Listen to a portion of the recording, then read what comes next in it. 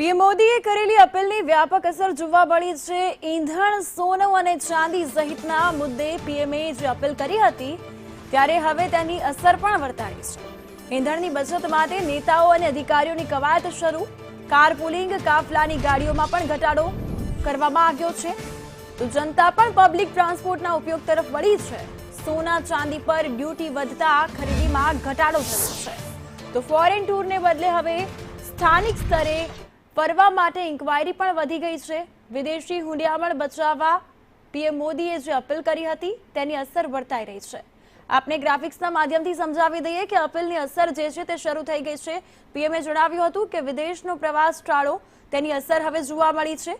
સાથે જ પીએમની એ પણ અપીલ હતી કે ઈંધણનો વપરાશ ઘટાડો, ત્યારે તેની પણ અસર જોવા મળી છે। નેતાઓ અને અધિકારીઓ હવે કાર પુલિંગનો સહારો લઈ રહ્યા છે। આ સાથે જ ઈંધણની વપરાશની ઘટાડાની વાત કરી હતી, ત્યારે હવે પબ્લિક પણ ટ્રાન્સપોર્ટનો ઉપયોગ કરી રહી છે। પબ્લિક ટ્રાન્સપોર્ટનો ઉપયોગ વધી રહ્યો છે, સાથે જ ઈંધણનો વપરાશ પણ હવે ઘટ્યો છે।